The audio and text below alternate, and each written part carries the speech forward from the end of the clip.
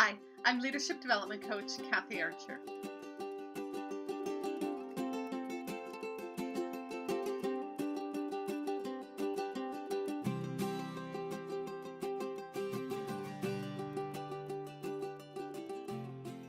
Last week, I was talking about essentialism and this disciplined pursuit of less. I was reading the book Essentialism by Greg McKeown, and in it, he certainly talks about this concept of deciding to do the fewer, more important things than trying to do everything at once. The key to figuring out, though, what's important is mindfulness. And I know that I've talked about mindfulness before and I preach about it all the time, but I want to just touch on a couple key things about mindfulness at work. I think we think about mindfulness being this sort of, sitting back and meditating. And truly what mindfulness is being present in the moment. It's being in this moment. And we can all think of times when we've not been mindful. The biggest one that I think of is driving someplace and not even recognizing how you got there. There's buildings that can go up and we don't even notice that they're there, or people beside us and we don't hear them, or see things in our area that we don't even recognize, and somebody say, well, that's been there for 3 days. That's being unmindful.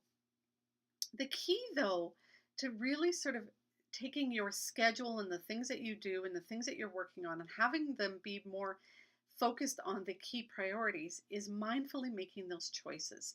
But how do you do that? How do you become more mindful in work? Because the truth is, it's easier to be unmindful. We're so busy that how do you slow down and become more mindful? One of the key ways to do this is to create some structures. Create some routines and processes that point you in the direction of mindfulness, that remind you to be mindful, that bring you back to slowing down and pausing and making decisions and choices rather than reacting to whatever's in your face.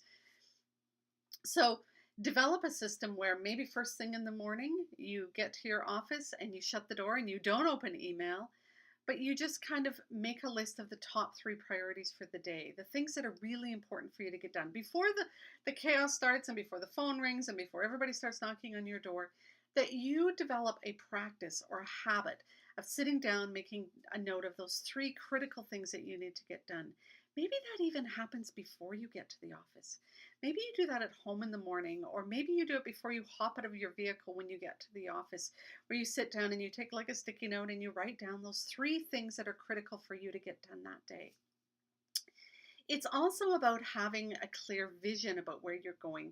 It's easier to discern what those 3 things are when you know what your goals and your visions are. So make sure that you're clear about what is it that I'm getting done in the next 3 months or 2 months or 1 month, or some people sort of do a 2-week plan. In the next 2 weeks, what's critical for me to get done? What am I focusing on? What are the projects I'm working on? What are the things that I feel important to get through? And when you've got that, then you can sit down every morning and really kind of decide what's critical for me to get done today. What do I need to focus on today?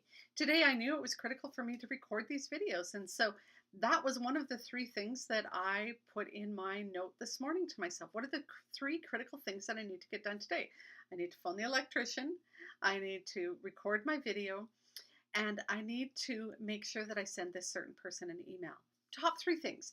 The rest is gravy. If I get the rest done, great. If I get to all of the other stuff that shows up in my day, wonderful. But these 3 things are critical for me to get done to stay on track and to meet my goals. One of the goals that I have is about home renovations.